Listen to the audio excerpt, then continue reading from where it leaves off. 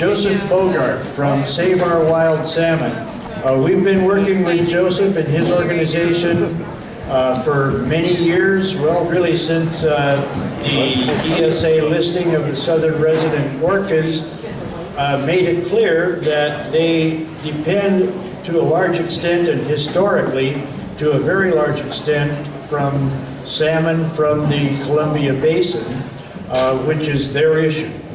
And so we've been working with Save Our Wild Salmon, with Joseph and all of his colleagues for many years on many projects, sign-on letters, very timely kinds of suggestions to different areas of the government to do the right thing for salmon and orcas, because they are so tied together hand in hand, or fin in fin, which is the theme of today's workshop. So I would like to bring up Joseph Bogaard of Save Our Wild Salmon. Thank you very much for coming to us. By the way, Joseph coming here was a two-ferry operation from Vashon Island, so he's made quite the sacrifice to go. Thanks, Joseph.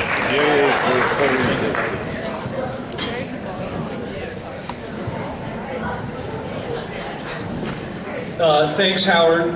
And I want to thank Howard and Susan. I'd like to give them a big hand for having pulled off this trip.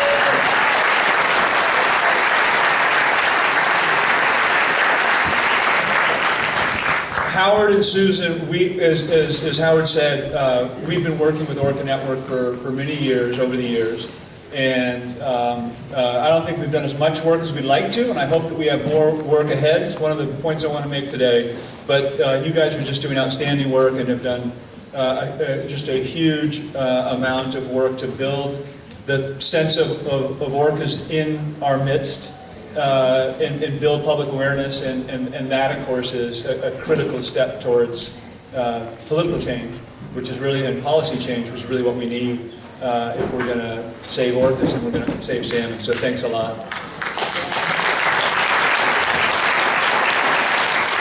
I'm also super encouraged just by this event. I've been to other Orca Network events over the years. I don't think I've ever been to this particular Way of the Whales workshop. It's just amazing to see everyone out here, and it's particularly encouraging that we face some challenges here for salmon and orcas, and just seeing so many faces of committed, interested people is very encouraging and inspiring. So thanks everyone for being here too. You all deserve a hand.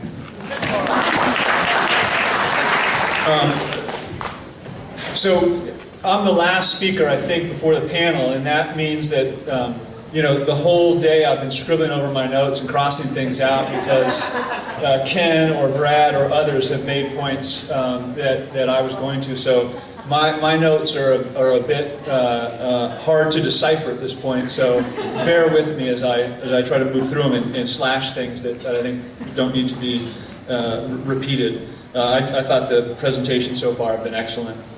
And I'm very, very grateful for being here. I also want to make a comment about NOAA. Save Our Wild Salmon and NOAA sometimes are at odds. They have been over the years. Save Our Wild Salmon has litigated previous plans, first salmon plans in the Columbia Basin. It might happen again. Certainly respect everyone who works at NOAA. I know there's NOAA folks here, and I also just want to say that the science, one of the points I want to make, as reflected in the last presentation in particular, has been critical for us expanding our understanding of orcas. And their winter activities used to be a black box, and Brad and others are opening the door and shedding light on what those guys are doing during the wintertime, which is critical to us figuring out what we need to do to help them prosper. So the scientist work that's going on, the science work that's going on in NOAA with regards to orcas is I think, outstanding. And then finally, I think when I talk about orcas, primarily I'm talking about southern resident killer whales, the ones that are relying primarily on Chinook, but as the last presentation reflected, not exclusively. And that's where it's been this other resident killer whale work and the need for salmon, where Howard and Susan and Orca Network and SOS have worked together. Okay. So by way of introduction, I want to say first that we've developed very impressive information on orcas and their life cycle and their lifestyle and their dependency on Chinook, for example. I think we've done a good job of educating the public about the plight of orca and the critical importance of Chinook salmon to them and their survival. But I would argue that to date, we have not been able to make demonstrable progress to secure the policies that are going to restore salmon, that are essential to securing a future for orcas in Puget Sound. And so one of my take-home messages today is that we've got to build on the good work we've already begun, and we've got to do a better job. And it's everyone in this room, it's me, it's people who aren't here, to, I think Ken said, maybe it was Jim, we've got to make the status quo more uncomfortable than the change that's needed.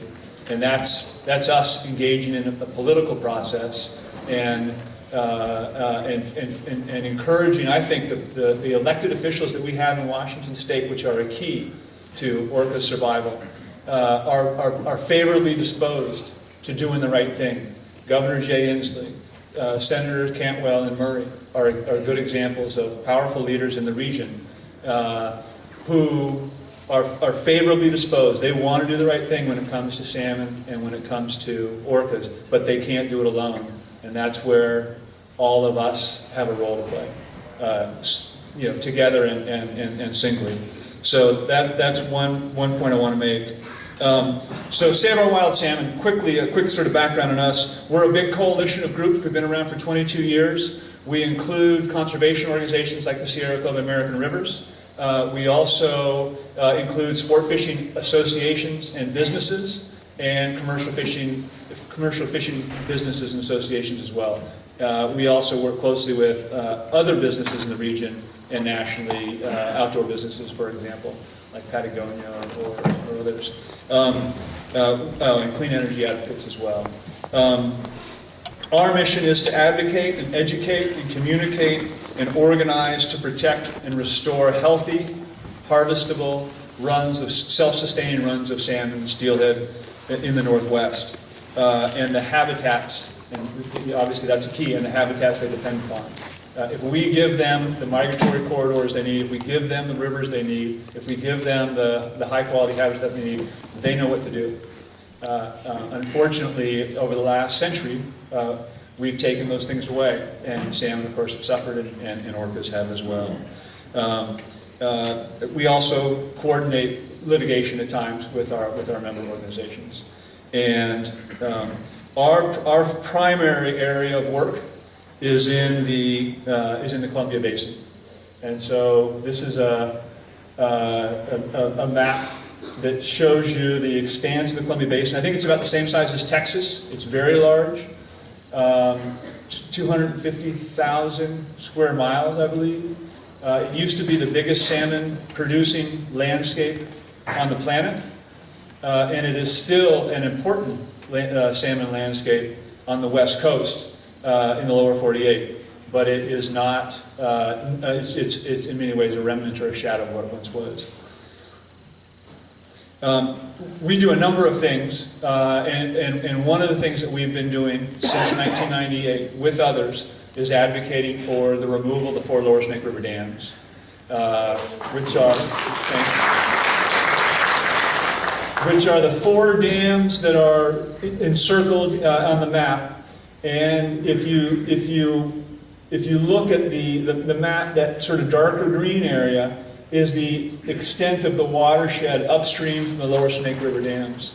That is largely high elevation, well protected, wilderness areas, public lands, not many people. Ken was talking about all the people that are going to be coming to Puget Sound soon.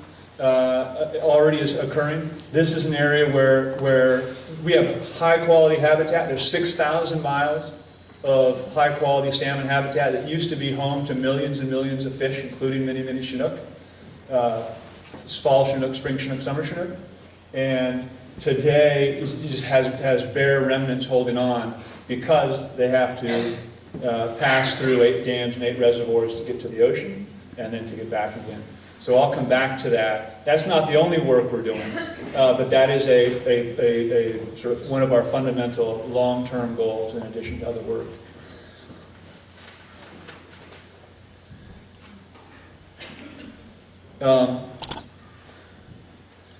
So the members of Save Our Wild Salmon have challenged federal plans that have originated. They're NOAA's plans, but they're put together by what's called the federal family: Bonneville Power Administration, Army Corps of Engineers, Bureau of Reclamation, along with NOAA. And since the early 90s, they've been required to put together these recovery plans. These biological opinions, which are basically frameworks for how they're going to mitigate or address the problems that the dams on in the Columbia and Snake Rivers represent. And I think since the early 90s, we've litigated 5 plans. We've won on 4 of them. I think the other one, it survived court, but it was very short-lived. The last 3 from the last 10 years, we've been successful on. And I'll talk about it in a little bit. They just came out with a new plan on January 17th, which looks a lot like the previous plan that was ruled illegal in August of 2011. So that's a disappointment. We'll talk about that in a little bit. Through our advocacy and our court work and our policy work, we have secured, I think probably the most important thing that we've secured over time in the Columbia Basin for salmon has been a spill program. The process of pouring water over the tops of dams during key migration times, spring and summer, when the smolts are headed out to the ocean. It speeds their journey to the ocean. It gets them there more quickly, with less stress and less exposure to predators and warm waters and so forth. That's been in force under court order since 2006, and that we expect that at some level that's going to continue. Although, once again, the federal plan that just was released seeks to lower that levels of spill, which the science reflects would be less helpful, provide less benefits to salmon move the system. So it would harm them rather than help build them or continue to stabilize populations. I think by and large, we've been, our collective efforts, salmon and fishing advocates, working with the state of Oregon and the Nez Perce tribe, over time have helped in the last 15 years to stabilize populations. There's been some bumps upward, depending on the circumstances of the water flows, how big the snowpack was, what the ocean conditions have been like, which have been generally favorable. But we certainly haven't put salmon into an upward positive trajectory. And that's, of course, the work ahead. And I think the message I got today from the speakers before me is that orcas are in desperate need of more fish, and we've got to figure out where those fish are going to come from. The Columbia Basin still produces quite a few fish. Most of them are hatchery fish, but it also has this tremendous potential if we decide to seize that opportunity to produce many more fish and wild fish. And that main opportunity is in the Snake River Basin, central Idaho, eastern Washington, and eastern Oregon. So that was, well, a quick, no, let me just hold on here. Oh, I do want to say that the work of SOS is focused on the Columbia Basin. It's I think when you look at the region, it's the biggest opportunity for producing many more Chinook and other species of salmon. That is not to say that other efforts in other basins, for example, Puget Sound, are not critical. We need to be working on all these fronts, but we need to recognize that the opportunity here for orcas in particular, and that connection to orcas is particularly critical. And I think without significant improvements in the production of salmon in the Columbia Basin, I will leave it to Ken and others and I mean, I just think we've got to find more fish. I think orcas are, all the signs are that that's just essential to restoring the population and starting to rebuild it from what's a fairly low number right now.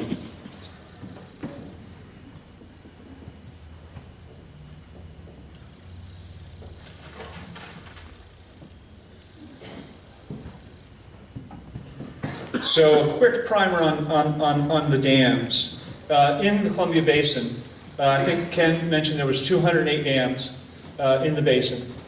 I think I can move this forward if I can figure this out. So this is another map of the basin with its major river systems. And for those of you who can see the red dots on the rivers, those are the sort of big dams in the basin. I've heard numbers over 400. When you count the sort of, big dams, small dams, blockages in different rivers and tributaries, there's 400 dams in the system. And obviously, that creates a major problem for salmon. When Coulee went in, I think a third of the habitat of the entire basin was cut off in the 30s. When Hell's Canyon went in on the Snake River down in Idaho, that cut off another huge chunk of habitat. So we have a sort of limited area in the basin to work with, and we've got to do as best we can with what we've got there.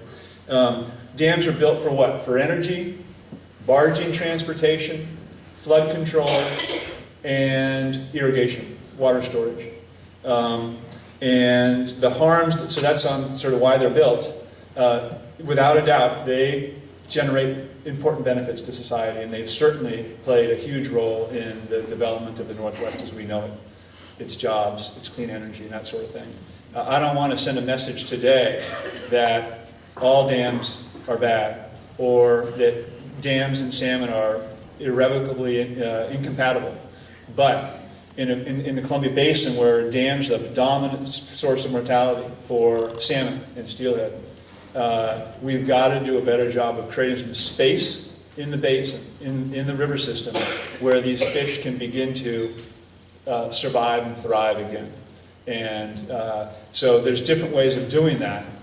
Spill is one example, and it's on the table right now. There's an effort to expand spill to a higher level than what's been occurring recently as an experiment, because many scientists in the region feel that expansion of spill could actually lead to restoration and recovery of many of these listed stocks, endangered stocks.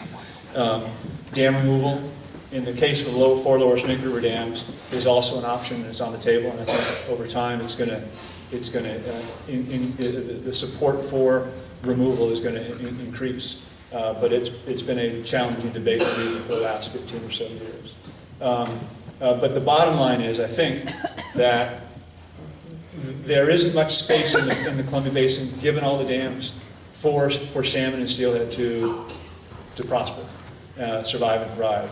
And I think that if we're going to meet the requirements, I think, of the law, if we're going to meet the needs of orcas, if we're going to, I think, rise to the sort of moral issues around extinction, and protect a really important part of the Northwest as we know it, then we're going to have to figure out how we create more space in the rivers for them. And I think that the federal government strategy to date for the last 15 years has been one that has tried to spend a lot of money on technical fixes without disrupting the status quo. And as a result, those plans have failed, and salmon have not responded. 13 listed stocks today. None of them all are far from recovery, and none of them are near delisting. So we've obviously got more work to do.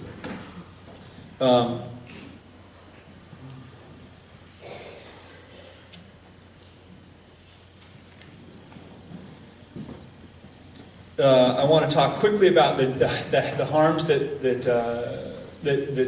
salmon, the dams cause salmon. Many of you in this room may already know this sort of stuff. First of all, by inundating the habitat and cutting rivers up, severing rivers, it reduces the ability of fish to move through it and to utilize it, so it destroys habitat. It destroys access to habitat.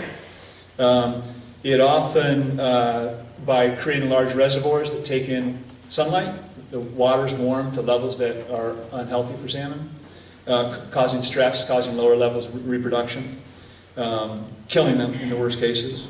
The fish, some fish go through turbines, high-speed turbines, which destroys them. It also, in the case on the Columbia, there's a native fish. It's called a pike minnow now. That used to be, sort of a small. It used to be small populations of fish that utilize still waters, and it is a natural predator of small salmon, the smolts that are on their way out to the ocean. The reservoirs have created this tremendous habitat for pike minnows, so they've expanded their populations, and the predation by pike minnows is a huge cause of mortality for salmon moving through the system on the way to the ocean. In fact, they have bounties on pike minnows. That's one of their recovery strategies, is they pay fishermen to catch pike minnows by the thousands. I think one fisherman last year made $35,000 fishing pike minnow for 3 months. That's all he did. Sure, that's a help. It's probably not a sustainable practice over time, and we've got to figure out additional ways to secure policies that are going to work over time. I think I just want to say a couple of things about the Snake River in particular. The Snake River was built. They've been, I think, targeted for removal by tribes and fishing and salmon advocates for a number of years for a number of reasons. One is they're relatively low-value dams, but they do provide transportation. That was the main reason they were built: barge transportation, flatwater transportation from Lewiston, Idaho, down to the mouth of the Columbia, the lower Columbia, which also has a transportation system. The other is energy. They produce about 1,000 average megawatts of energy every year, which is not an insignificant amount of energy, but it's also something that, through work together, our region can figure out how to replace with clean alternatives. And I'll talk about that more in a minute. On the transportation side, that's a system that was built, that was the primary reason dams were built, and that system has been in steep decline, particularly in the last 10 or 15 years. Demand is going down, maintenance costs are going up, and there's sort of a day of reckoning ahead. How many millions of dollars are we going to need to maintain the system, and is it really worth it given the low level of benefits that we're having, that they provide? And I think that conversation is something that SOS and our allies, particularly in the Lewiston area, and the Nez Perce are sort of interested in pushing and having. So it's gotten some coverage in last year, and I think it will continue to in the year ahead. And I would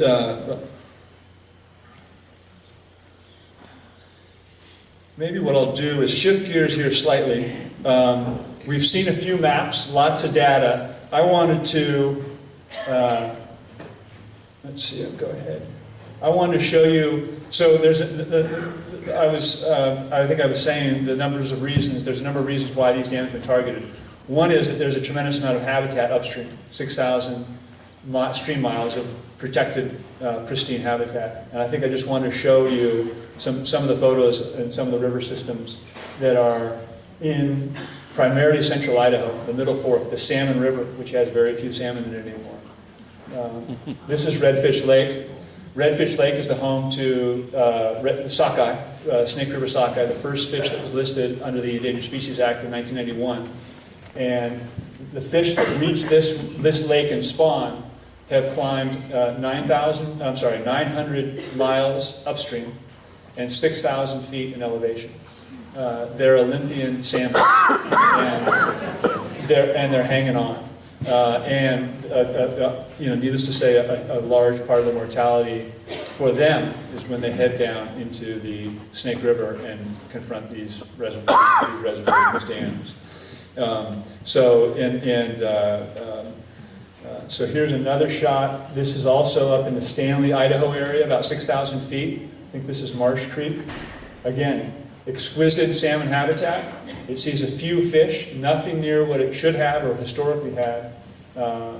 And you know, one way or another, we need to figure out how we get more fish through that lower river system so they can take advantage of this high elevation habitat. In an era of climate change, again, this habitat is critical for providing the habitat that will help, I think, provide a refuge for salmon as the planet and our region warms. And this, again, once again, high elevation habitat, lots of snow, long, cold seasons relative to some other areas. This is in eastern Oregon. This is the Grand Ronde River, a major tributary to the Snake. Back to the map.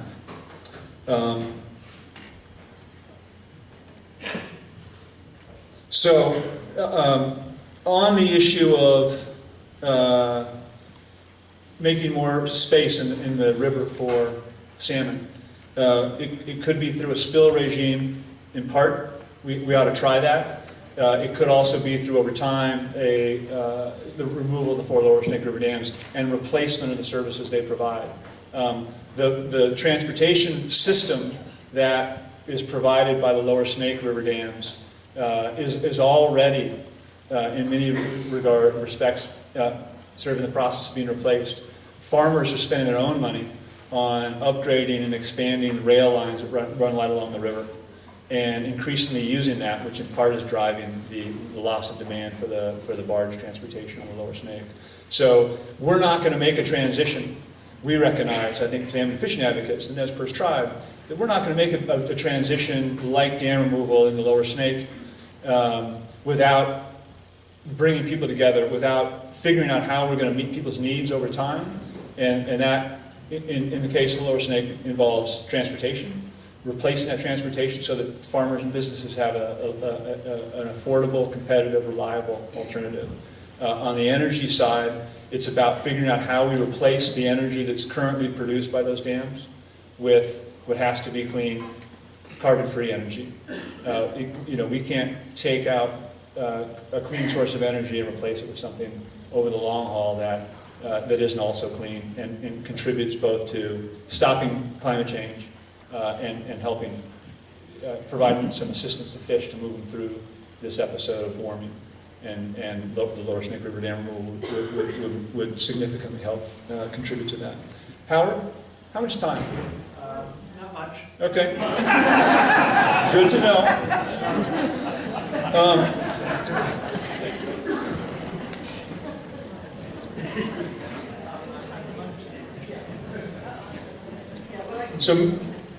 So maybe we can pick this up on the panel. There is. Well, let me withdraw that start.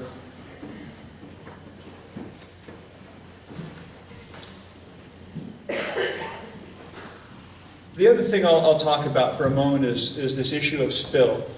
I think lower Snake River dam removal remains on the table in the region. It's the best opportunity for significant recovery. And by the federal government's own admission in earlier plans, have recognized that lower Snake dam removal would be the single most beneficial action we could take to restore Snake River salmon. And then they, of course, chose not to proceed in that manner. There are a lot of reasons why replaceability, low cost, low value, changing values, why I think that those dams will come down. But assuming I'm right, it's still going to be a few years. And what do we do in the near term? And that's where a proposal that was put forth by a consortium, a bunch of scientists in the region, tribal scientists, state scientists, federal scientists from the U.S. Fish and Wildlife Service, came together and put together a big model based on the last 17 years of research they've done on spill, and said, if we expand spill in the spring and summer above levels that we've been operating at, we will have our models predict that we will be able to recover and restore many stocks that are currently at risk of extinction. Which sounds like a really good deal to us. The cost to BPA is about, I think, $110 million. That's the numbers they've predicted. The cost to us as ratepayers on a monthly basis would be about $1.40 to run this experiment over the course of the next 5 to 7 to 8 years to figure out what kinds of benefits will accrue from that kind of program, which moves fish through the system, which is supported by the science. That would presumably, if the scientists are right, lead to growing populations of salmon and steelhead and providing a greater resource for prey availability for orcas. That was a proposal that was put on the table by the state of Oregon in the last several weeks, or the last several months, as part of this conversation that led up to this plan that came out from NOAA on the 17th that disappointed, I think, many of us. And the conversation is still alive. I think that I'll be working further with Howard to figure out how we can try to move that process forward or demonstrate support, particularly for the state of Washington, which I'm going to assume most people here are residents of Washington, and there may be roles that you can play to help demonstrate public support for programs, expanding our programs, and in the near term that will have one of the effects would be that would provide many more Chinook coming back in the next few years that could be targeted by orcas. So I'm going to close, and I'm getting the thumbs up from Howard. I'm sorry, I think my talk was too long to begin with, and then it just got a bit sliced and diced over the course of the day. But I look forward to chatting afterwards. I've got a table right around the corner, and I'll be on the panel and look forward to that as well. But my sort of take-home messages or conclusions are, where we are today on Columbia Basin salmon recovery is it's a mixed bag with both opportunities and challenges ahead.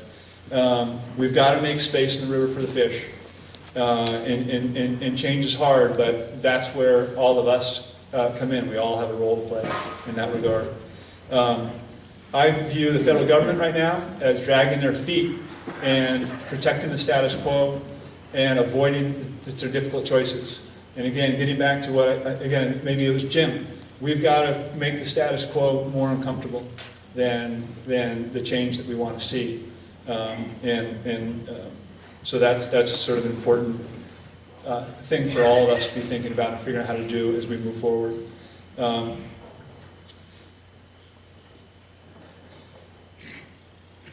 I didn't get a chance to talk about this to a great extent, but one of the things that salmon and fishing advocates and others are pushing for, as opposed to continuing this merry-go-round of litigation, is the creation of a new venue where people are coming together to collaborate. Utilities, tribes, states, fishermen, conservation groups, where we can all sit down at a table and instead of talking about positions through media, actually talk about our interests and with the goal of creating shared solutions that are going to be durable over time, that meet our electrical needs, that meet the challenges of climate change.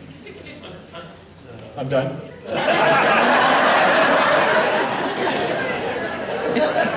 So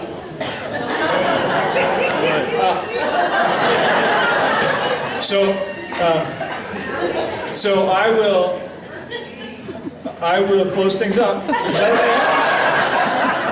okay? And look forward to your questions during the panel and afterwards. Thanks a lot.